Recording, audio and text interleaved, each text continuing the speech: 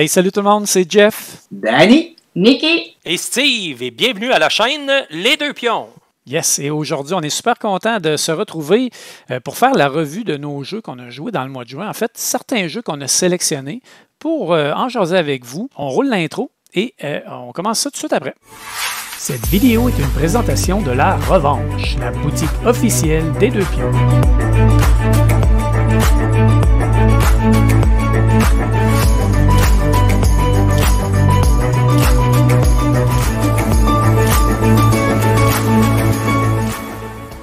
Donc, on est rendu à Steve avec Pagan, un jeu pour 2 joueurs. Oh. Pagan. Oh oui. Beaucoup aimé. J'étais déjà conquis par le côté artistique parce que j'avais joué à Darkest Dungeon sur mon ordinateur. J'avais déjà joué, fait que c'est le même artiste. Donc, le petit côté dark, vraiment les dessins très, très beaux. Donc, un joue une sorcière et l'autre joue le chasseur. Et là, vraiment, le petit côté, le chat et la souris qui se courent l'un après l'autre pour trouver... Un, se sauve, je dirais plutôt, et l'autre essaie de l'attraper. Et vraiment, j'ai adoré. Donc, dans le fond, il y a un plateau où il y a toute la population d'un village et la sorcière est cachée à travers un de ses membres du village et le chasseur doit trouver c'est lequel. Et chaque personnage donne une habilité. Donc, à chaque tour, on va jouer un jeton sur un personnage et on va l'activer. Et en même temps, on va mettre des petits jetons de notre personnage en dessous pour essayer de faire... notre but, donc la sorcière, c'est d'avoir 3 jetons. C'est-tu 3 ou 4? 3. 3, je pense. 3, hein? 3, exact. Mais d'avoir 3 jetons et de pouvoir dire à la fin, c'était la sorcière, j'ai fait mon sort, la grosse malédiction, et je gagne la partie. Ou le chasseur dit, j'extermine ce personnage-là, et c'était la sorcière, et t'es éliminé. Et vraiment, là, c'était drôle, une des parties que j'ai jouées, j'étais la sorcière et je jouais entre 2 personnages et je jouais avec mon garçon. Puis mon garçon, il n'y avait pas... Parce que le chasseur peut piger dans un deck pour éliminer des joueurs. Puis il n'y avait pas un de ces 2 personnages-là. Puis là, il n'y avait pas le choix d'éliminer de ses jetons pour pouvoir m'empêcher de mettre mes 3 jetons. Fait que ça a été vraiment jusqu'à la fin. Fait que ça a été, même si tu perds, juste le petit challenge était vraiment intéressant. Fait que comme jeu à 2 joueurs, je te dirais que pour moi, c'est un gros coup de cœur. Vraiment hyper asymétrique. En plus, les 2 personnages se jouent complètement différemment. Ils ont chacun leur deck de cartes à eux. Le chasseur a des compagnons, la sorcière a des malédictions qui sont tout le temps là jusqu'à temps que le chasseur paye. Moi, j'ai eu l'occasion de jouer. Puis, je pense que c'est très important à dire. Il est long, mais c'est pas grave. Non, c'est rare des jeux longs à 2 joueurs. Souvent, les jeux de 2 joueurs, ça joue rapidement. Raison, Celui-là, ça en est un bon qui tu t'installes et tu joues. Que tu peux déguster. Exact. Puis il y a plusieurs extensions aussi. Moi, j'ai joué juste avec le jeu de base. Puis je n'avais en masse. Et j'ai joué avec un de mes amis qui, lui, avait quelques-uns des extensions qui rajoutaient des nouveaux personnages. Donc, il y avait vraiment des choses bien intéressantes. Mais si vous voulez un très bon jeu à 2 joueurs, Pagan, je vous le conseille fortement. Je dirais que je n'ai entendu que des bons commentaires. Tous ceux qui ont joué, je n'ai pas vu personne à date dans mon entourage qui a fait « Ah non ». Je dirais, ils ont tous dit « Ah non, très bon jeu. » Côté 8.1 sur BGG, d'ailleurs, c'est pas pour rien, j'imagine. La seule chose, c'est ça, c'est que ça pourrait être la longueur. Moi, je l'avais entendu, c'était un peu long, puis tu sais, j'ai cassé en chemin, j'avais pas assez de temps au jab, justement. Là. Mais ça, si tu prépares la personne, puis tu lui dis, c'est au moins 1 heure, puis on joue à 2, mais on va avoir du fun. Tu sais, là, ça, c'est indéniable. Là. C'est ça, mais c'est ça. En le sachant, tu sais, à un moment donné, tu es avec quelqu'un, puis tu dis là, on veut s'installer, on est 2, puis on veut un bon jeu long à 2 joueurs, numéro 1. C'est ça. Good. Super. Merci, Steve. On est rendu autour Ça me fait plaisir. On est rendu autour de Danny avec un jeu tout récent. Je pense que c'est un gros Kickstarter que tu as reçu le mois passé. Ça s'appelle Automania. Ouais! Oups, non, 2015. Excuse-moi. Ouais! Je pensais que c'était 2025. 2025. Ouais, non, il ne fait pas partie des Kickstarter que j'ai reçus, mais pour vrai, tu sais, un bon jeu, il faut en parler. Là. Puis même si c'est marqué 1993, ça boîte, ça reste un bon jeu. 100%. Automania, j'ai joué beaucoup. en 2015, en 2016, en 2020, en 2023, j'ai joué encore. Puis pour vrai, c'est tout le temps bon. Il est vraiment rare. Ils n'en ont pas produit assez pour la qualité et le divertissement du jeu. Quand vous regardez les images, c'est très, très, très cartoonesque. Mais en fin de compte, on a une chaîne de production de véhicules. On peut produire 3 types de véhicules. La Mini, le VUS et le véhicule de sport. Et on a un marché. T'as-tu un problème, Danny? T'as fait un feu sur la langue? Alors, on ne commencera pas ça, on le fait à chaque fois à la marquée. Donc, à notre tour, en fin de compte, on a vraiment un plateau avec plein de tuiles. Ça peut être autant du personnel à recruter qui peuvent nous permettre d'être meilleurs à long terme que des modifications sur notre véhicule, que ce soit des petits dés en minou, un aileron, un spoiler en arrière du véhicule pour qu'il est froid, le concept naturel que notre char soit plus écologique. Et on va choisir où est-ce qu'on le met sur nos tapis. Parce qu'en fin de compte, la Mini peut avoir seulement 2 objets parce que le tapis est bien droit. Le VUS peut en avoir jusqu'à 3 parce qu'il fait un serpentin autour. Et le véhicule de sport va faire la grande totale et avoir plus d'amélioration. Donc, après avoir décidé des tuiles qu'on va placer, on va construire un parmi ces 3 véhicules-là et ça va nous donner une valeur d'étoile. Puis, ce qui devient vraiment le fun, c'est qu'on a 2 bateaux de chaque côté du plateau et on va choisir où est-ce qu'on envoie notre véhicule sur le plateau. Fait que là, il y a une espèce de guerre au placement. Ma voiture, elle vaut 3 étoiles, la sienne, elle vaut 2 étoiles, elle va se mettre par-dessus. Fait que je vais être capable de la vendre avant parce que rendu à la fin de la manche, on peut soit, le bateau de droite est plus axé sur faire de l'argent et le bateau de gauche est plus axé sur faire des points de victoire. Donc, on joue comme ça, je crois, 3 ou 4 saisons. Là, j'ai un petit blanc, 4 saisons, je crois. Et c'est vraiment un très bon jeu. Il est rare. Si vous le trouvez en vente usagée à quelque part, n'hésitez pas. Automania, là, j'ai aimé Danny, tabarnouche, je vais être obligé de t'avouer que tu as vraiment piqué ma curiosité. Je m'attendais à un jeu de marde de 2015, mais non, ça a l'air bon. Come on! Puis en fin de compte, les plateaux, on peut les revirer de bord. Il y a le côté A qui est simple et il y a le côté B. Le côté B donne tout simplement une identité à chacune des entreprises. Fait que c'est quoi donc? Ben, je sais qu'il y en a un que son véhicule, sa Mini, est comme vraiment meilleur que les autres. Fait qu'elle coûte moins cher, fait qu'il peut produire énormément de Mini. Là. Lui, il fait juste sortir des Mini. L'autre, c'est Tesla. Son véhicule sportif, elle vaut tout le temps avec des étoiles de plus. Fait que chacune des compagnies va avoir sa méthode de jouer qui va le mettre à part un peu. Là. Fait que c'est Automania. C'est un bon jeu, je vous le conseille. Et c'est un vieux jeu. Ouais, c'est bon, c'est bon. Comme tu dis, c'est pas parce que c'est vieux que c'est pas bon. Hein? Fait que c'est très bon. Non, j'en sais quelque chose. Regardez-vous. OK. Il est temps qu'on passe au prochain. Le prochain jeu dont je veux vous parler, c'est Star Wars Shatterpoint. Là, on tombe vraiment dans un autre range complètement. On parle d'un jeu de skirmishes, d'escarmouches, de bataille, où chaque joueur va avoir... Il est pas... ouais, quasiment. Ça sonne presque pareil comme dans les films. Batman! Mais là, il y en a qui ne se rappelleront pas de ces vieux épisodes. Pareil, Quand on parlait de vieux, là, c'est ça. Là, ils ont des capes avec des pics dans les deux. Tu trahis ton âge, là, Steve. Mais je vois que déjà sur les internets, sur BGG, il n'y a pas beaucoup d'images, donc je ne pourrais pas vous montrer grand-chose, mais au montage, je vous promets de mettre quelques photos que j'ai prises pendant les parties que j'ai jouées. Et les petits chefs-d'œuvre à Jeff qui l'a peinturé. Oui, je vais vous mettre tout de suite en garde. Premièrement, c'est un jeu de Star Wars. Wow, on aime ça, on adore l'univers Star Wars. C'est un jeu de bataille, donc il faut aimer le principe. Il y en a qui n'aiment pas du tout ça, il y en a qui aiment ça.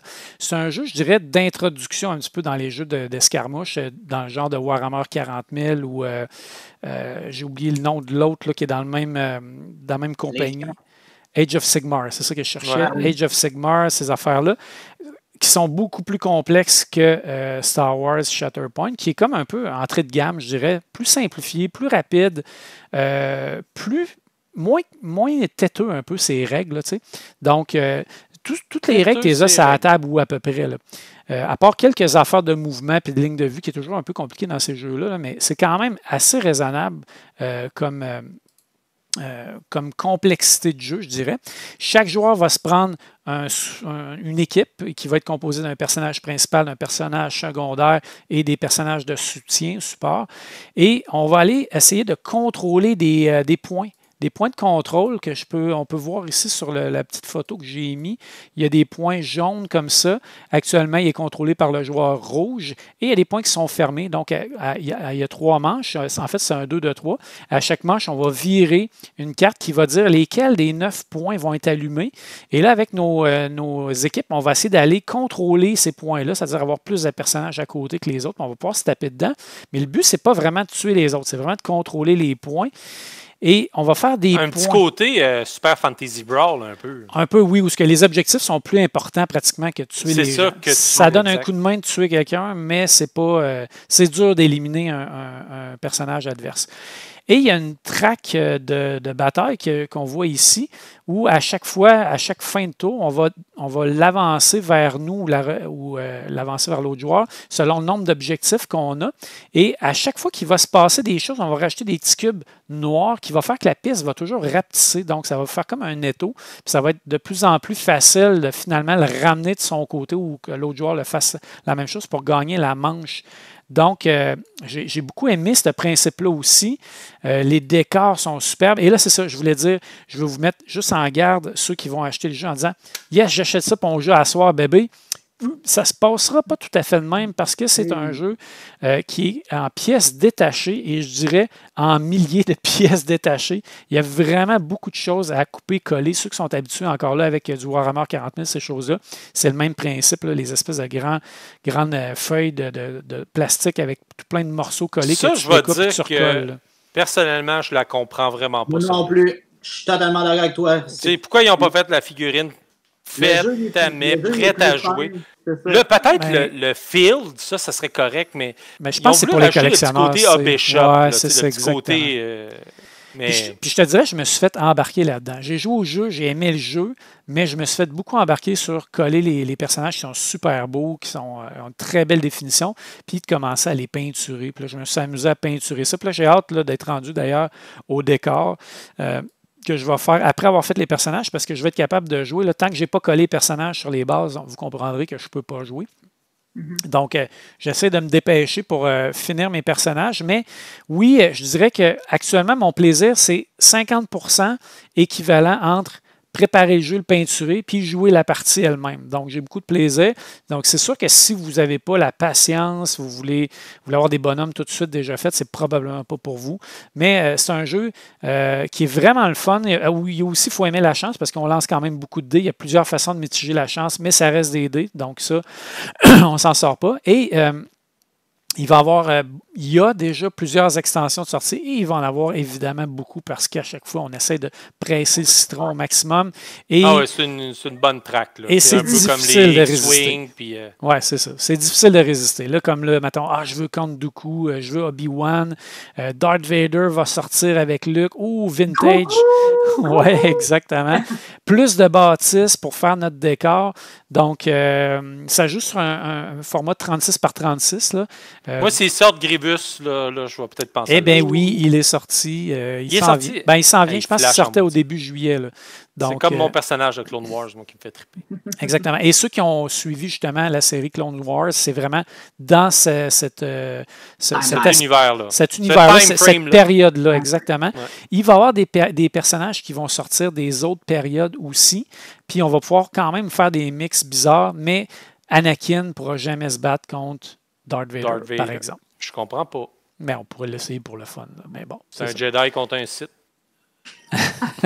C'est bien vrai parce qu'Anakin est gentil là-dedans. J'ai eu de la misère. D'ailleurs, quand je l'ai peinturé au début, je l'ai peinturé en méchant. Puis j'ai fait non, c'est vrai, il est gentil. Puis là, j'ai refait des belles petites couleurs pastel plus claires. Je l'ai mis en rose. Il a enlevé ça des enfants. Oui, c'est ça. Exactement. Donc, c'est Star Wars Shatterpoint. Vous allez voir des photos sur la page Facebook des Deux Pions où je vais vous montrer quelques petites peintures que j'ai faites. Jeff? Oui. T'avais-tu déjà joué à Star Wars Legion? Non, j'ai jamais joué à Legion. Il m'a toujours intéressé, mais j'ai jamais eu l'occasion. Je me suis fait dire que, tu sais, t'as raison complètement. T'as Warhammer, qui peut faire peur à certaines personnes. Shatterpoint est un point d'entrée excellent avec les règles. Tu sais, c'est vraiment là, c'est au plus simple possible axé sur les objectifs. Légion est en haut de Shatterpoint en termes de complexité. Ça se pourrait. Shatterpoint, il faut que tu le construises, mais crime. Il y en a qui aiment ça. Là. Et puis, je vais te dire, là, quand il fallait faire les unités de droïdes, là, je capotais ma vie un peu parce que des fois, je me disais, mais pourquoi ils ont fait un morceau avec ça? Tu sais, t'as le corps du bonhomme, tu colles ça, t'as les petits bras tout fins, t'as les petites jambes, puis là, t'as même le petit morceau en arrière de la tête, il est gros comme une tête d'épingle, il faut que tu réussisses à aller coller là. Tu sais, rendu là, moule le don avec. Là. Tu sais, on va sauver du temps, tout le monde. Là, tu sais, je ne me tente pas tant de le coller. Mais bref, j'ai quand même beaucoup de plaisir à préparer tout ça. J'ai bien hâte de faire jouer Steve et Danny aussi qui m'a dit qu'il voulait absolument jouer. Donc, promis, dès que j'ai terminé de peinturer ça, sûrement, je ne suis pas bon. Peinturer la face rouge et noire. Là. Ça me prend le T-shirt là, Dice Hate Me là, parce que moi, les dés me détestent là, vraiment. Là, fait que... Je confirme. Je vais confirmer ça, Jeff, oui. dans ces jeux comme ça. D'habitude, on va essayer de filmer une partie et vous allez voir. Je devrais gagner.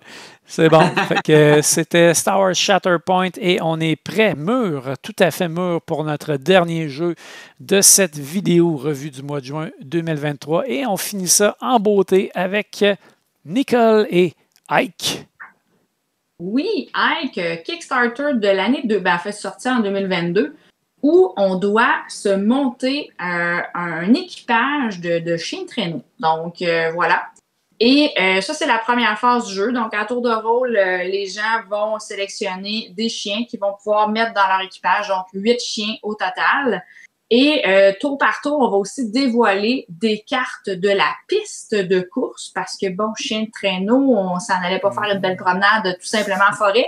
On veut faire une course dans la deuxième phase du jeu. Donc, sélectionne les cartes jusqu'à temps que quelqu'un dise « Moi, ça va, c'est complet » parce qu'on n'est pas obligé toujours de poser les cartes. On pourrait faire des échanges, etc. Il y a plein de choses qui peuvent être faites à ce niveau-là. Et il y a quand même des règles de placement dans notre équipage. Donc, les cartes chiens ont des contours de couleurs différentes, soit vert, soit rouge. Donc, il faut que ça matche ça. Et là, tu vas faire triper le monde qui tripe ses chiens, c'est certain, parce que les petites faces de husky sont ils ont tous des noms différents. Ils ont tous des noms différents. Fait que, il est tellement beau, Blue, avec ses 2 yeux pas pareils. Il est pas, je peux pas le placer, mais il est beau. Oui, c'est ça, je vais le placer, je vais le garder. Ben, tu peux le garder, mais tu vas être un peu triste. Parce que, ultimement, tu vas avoir un équipage complet. Et tu vas avoir un équipage complet, qui match au niveau des pourtours des cartes, mais tu vas avoir des chiens qui vont être habiles dans différents types de neige ou de surface enneigée. Donc, sur les cartes, il y a différents flocons, des noirs, des bleus, des blancs. Et tout ça va nous aider sur la piste de course qui se dévoile là, de tour en tour dans la phase 1, qui est la phase de préparation. Donc, une fois qu'un joueur dit « Moi, c'est beau, j'ai mes 8 chiens de traîneau, je suis prête à partir », ça déclenche la fin de cette première phase-là, où les autres joueurs vont avoir encore 2 tours pour compléter le tout. Et là, c'est super important, si votre chien de terrain, si votre équipage n'est pas complet, mais vous ne pouvez pas courser. Donc, organisez-vous pour être capable de le faire. Ben là, Fait qu'il y a une course là-dessus, là. Oui, il y a une course là-dessus, mais il y a toujours moyen d'aller chercher un bébé chien. Dans le fond, le bébé chien, c'est un joker, c'est-à-dire qu'il fait rien, il est cute, mais il se place bien, puis il fait en sorte... Il se fait tirer par les autres. Non, attends un peu, là. Il n'y a pas des bébés chiens en plus? Pardon? Il n'y a pas des bébés chiens en plus. Oui, là, des jeunes chiens. C'est pas des chiots, là, on s'entend, mais c'est des jeunes chiens qui permettent au moins de compléter ton équipage pour pouvoir partir en même temps que tout le monde. Donc, arrive à la deuxième phase, qui est la phase de course. Et là, on aura compris que pour gagner, il faut être le premier arrivé. Point barre. C'est aussi simple que ça. Et donc, quand je joue, ben là, j'active en fonction de la piste pour avancer. Sur chaque case de la piste, il y aura un flocon associé, noir, bleu, blanc, bon, peu importe. Et je dois activer mes chiens en conséquence. Évidemment, je vais activer tous les flocons, ou à tout le moins tous ceux que je peux utiliser sur un chien avant de pouvoir passer à un autre. Et j'épuise comme ça tous mes chiens jusqu'à temps que mon équipage soit tout utilisé, ou en tout cas au maximum utilisé en fonction de ce que la piste me demande. Puis là, c'est aux autres joueurs à faire ça. Puis on continue les manches comme ça en repartant du joueur qui est le plus éloigné dans la course. On fait ça jusqu'à temps que quelqu'un traverse le fil d'arrivée.